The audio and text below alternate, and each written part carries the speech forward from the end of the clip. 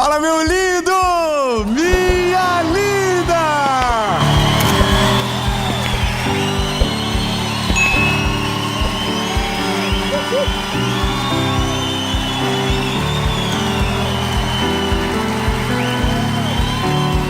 Nós estamos vivendo a série Oi Deus, sou eu de novo.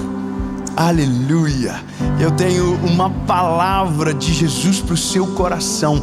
Algo que eu tenho certeza que vai despertar em você uma estação poderosa de Jesus para a sua história. Coisas que você não pensava ao seu respeito, ou que talvez pareciam impossíveis para você, se tornarão um plano, uma estratégia. E em nome de Jesus, em breve, o seu testemunho. 10 pessoas acreditaram. Vou dizer de novo. Deus vai abrir a tua visão, Deus vai mostrar o horizonte, você criará um plano e uma estratégia. E tudo o que era plano e estratégia, em nome de Jesus, será o seu testemunho. Amém? Essa não é uma palavra somente, essa é um plano de Deus para você. É o arquiteto de toda a criação, é aquele que fez os céus e a terra, chamando você para perto, dizendo: tenho um negócio preparado para você, e que não cabe em ninguém, mas cabe na sua história. E o que eu vou fazer através de você é maior, melhor, maior, melhor, mais extraordinário do que você pensou. Mas aquilo que você colocou no papel e chamou de plano será um pequeno esboço daquilo que eu vou fazer na sua vida. Amém? Aleluia! Irmão, a gente já começa assim, capotando na esquina, a 1000 por hora. Eu creio nessa palavra. Antes da gente ir para a mensagem, eu já quero que você elimine todas as distrações, tudo aquilo que pode roubar a tua paz. Você vai dizer: mas o meu chefe, não, deixa ele lá. Parte disso. E agora, mas antes de a gente ir para a mensagem, um pedido rápido: curte o vídeo. Mas por quê, David? Porque quando você curte um vídeo, você faz com que o YouTube entenda que é um conteúdo relevante. Então curte, comenta. Comenta se você chegou até aqui dizendo: eu cheguei até aqui, aleluia, e eu vou viver o plano de Deus. Comenta, compartilha, manda para todo mundo nos stories, tudo, manda para todo mundo. E se inscreve no canal. Ativa o sininho. Toda segunda-feira tem uma palavra de Jesus para você aqui no nosso canal. Quinta-feira também às 7 da manhã. E de segunda a sexta no SBT, 7:30 da manhã, tem o Bom Dia Esperança. E agora, vamos para a mensagem.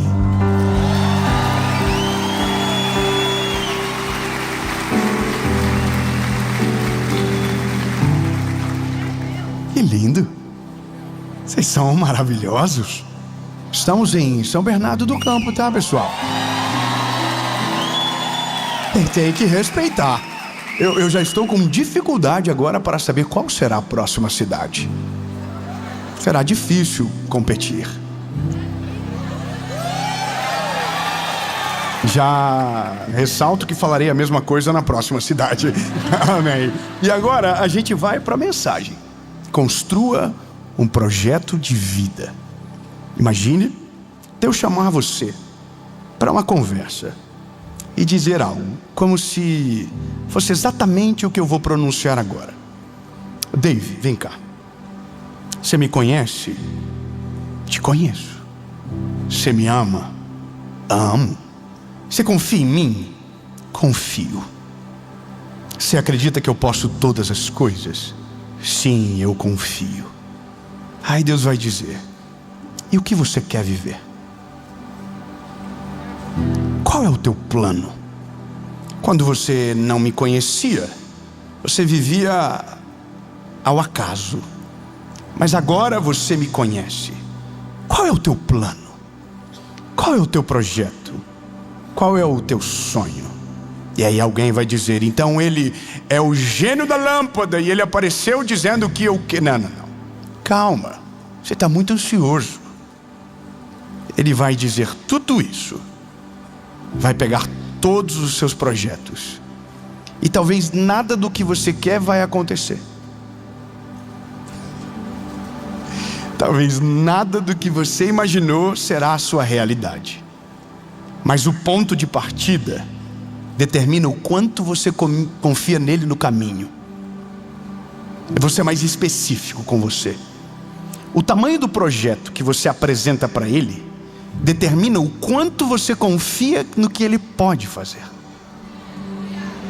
Então, se o seu projeto é pequeno, não é porque você se contenta com pouco, é porque para você, talvez é o máximo que ele pode e o tamanho do teu merecimento.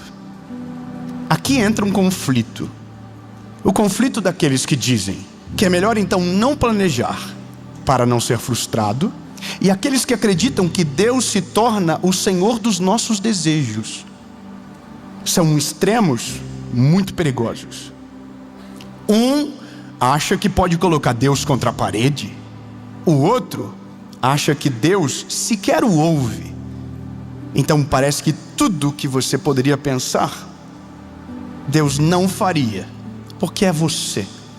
Você sabe de onde veio, você sabe todas as realidades que vieram antes de você, e é difícil conseguir romper com esse estigma que às vezes paira sobre nós. Mas de uma coisa é certa: Deus sempre deu planos extraordinários para quem estava já executando um plano ordinário. Não, você não pegou. Deus nunca pegou vadios e colocou em uma grande obra. Deus nunca pegou desinteressados e fez algo grande através deles. Quando Deus pegou Noé, ele era justo. Quando Deus pegou Davi, ele estava no campo pastoreando ovelhas. Quando Deus pegou José, ele estava honrando Jacó. E se Deus te encontrar agora, o que você está fazendo? Qual é o teu plano? E eu começo dizendo que o vazio da história que um homem pode carregar é uma vida sem objetivos. É uma vida de que qualquer coisa que acontecer é lucro. Sabe, se vai acontecer, maneiro; se não acontecer, top. Se der, deu. Se não der, não tem problema. Eu amo o suficiente para ficar aqui para o resto da vida. Eu não quero ir além, eu não quero me incomodar, eu não quero ser frustrado em pedir e não receber. Então a gente só vive, a gente só existe. Mas o chamado de Deus para você não é para existir apenas, mas é para viver o plano dele com você. O chamado de Deus para você não é fique parado e espere eu chegar, é vem até onde eu estou, que eu vou te enviar para lugares que você nunca imaginou que era possível. Apresente o teu plano, que mesmo que eu não faça, eu vou aperfeiçoar de uma maneira que o que você pensou sobre você era um esboço pequeno perto da história que eu tenho escrito para a sua história.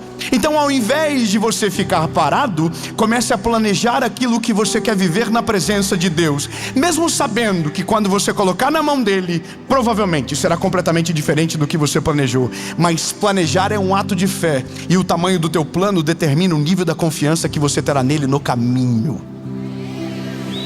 E a mesma fé que você precisa ter para escrever, você vai ter que ter para rasgar. Começamos assim. Fala para quem está perto de você: e nós?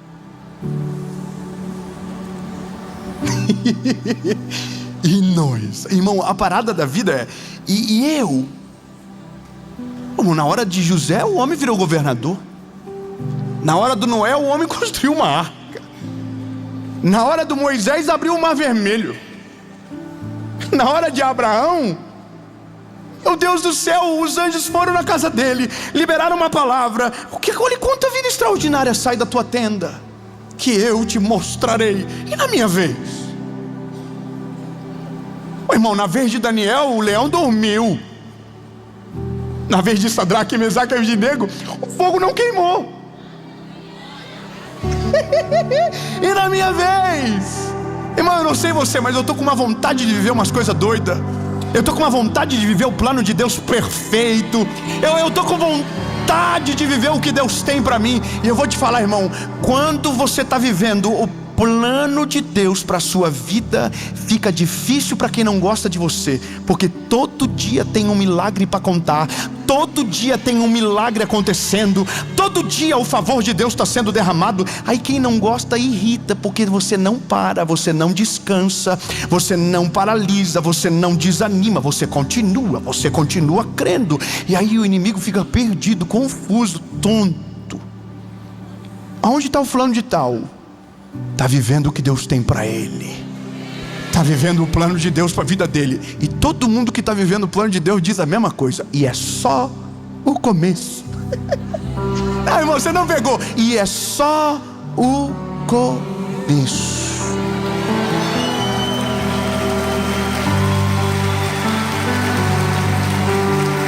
Eu vou falar uma parada. Eu acho isso aqui incrível. Você pega alguém que está vivendo um projeto de Deus extraordinário, um milagre incrível, e você olha para ele, ele olha para você e diz: só o começo, só o começo. Aí você fala: sério? E para mim, quando começa, aí não é o homem que responde, é Deus. A hora que você colocar na minha mão aquilo que você quer começar, começa comigo e deixa eu aperfeiçoar. Coloca na minha mão e deixa eu trazer a ideia nova. Coloca na minha mão e deixa eu te surpreender com coisas que você nunca viu, com coisas que você nunca pensou, com ideias que você nunca teve. Só que só acontece se você estiver ligado comigo e na fonte. Você já parou para pensar? Eu vi um vídeo esses dias, achei incrível, que Deus nunca fez uma cadeira. Já parou para pensar que Deus fez uma árvore e deu a ideia para um homem fazer uma cadeira? Já parou para pensar que Deus nunca fez uma televisão? Já parou para pensar que Deus não fez o avião, mas Deus fez um pássaro, que o homem olhou e disse: olha, eu acho que dá para fazer. Existem coisas que o homem, com toda a sua capacidade, nunca vai conseguir. Mas tem coisas que quando Deus entra, era impossível para todo mundo, até Deus colocar a mão e fazer acontecer. Você entende? Um dia alguém olhou para a madeira que todo mundo colocava fogo e disse: por que nós estamos em pé? Por que a gente coloca a comida no colo e não em uma superfície? Já parou para pensar que as pessoas dormiam no chão? Até que um dia alguém olhou para o algodão do campo e disse: nossa, macio isso aqui, hein? Dava para dormir em cima. Aí chegou outro doidinho e falou: se nós ensacar. Já parou para pensar que nada existia até alguém ter uma grande ideia? E já parou para pensar que a gente, com Deus conosco, existem ideias que ainda ninguém teve e que a gente pode viver? Mas tudo começa no plano. E esse é o negócio que eu preciso pregar hoje. Construir um projeto de vida não é se tornar um bobo da corte. Não é, sabe, inventar maluquices na sua cabeça. É se alinhar com aquilo que você tem na palavra. Se alinhar com a presença de Deus, com a vontade dEle. Lembra? Se encher dEle. E aí então, começar a planejar. Eu vou ler com você um texto. Evangelho de Jesus, conforme escreveu Lucas, capítulo de número 14, versículo de número 28 diz: porque qual de vós, querendo edificar uma torre, não se assenta primeiro para calcular o seu custo, para ver se tem o suficiente para acabá-lo?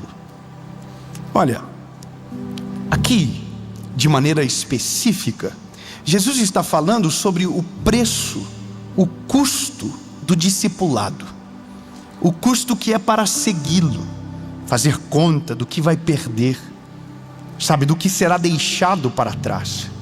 Assim como quando nós aceitamos a Cristo Jesus como Salvador, precisamos saber que algumas coisas mudam e são obrigatórias para que o relacionamento aconteça. Você não recebe Jesus como seu Salvador e permanece fazendo as mesmas coisas. agindo da mesma maneira, porque então não seria o Evangelho. O Evangelho é o poder de Deus que transforma a vida do homem de dentro para fora. Então, para tudo o que você for fazer, existe um preço, existe uma lógica que não se altera. Então Jesus está falando para os discípulos: vocês precisam saber o que vai lhes custar, para que a decisão seja concreta. Agora veja bem, na vida é exatamente igual.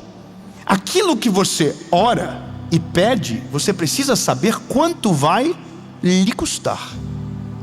Se você está disposto a pagar o preço daquilo que sonha e planeja. E sabe por que eu estou dizendo isso para você?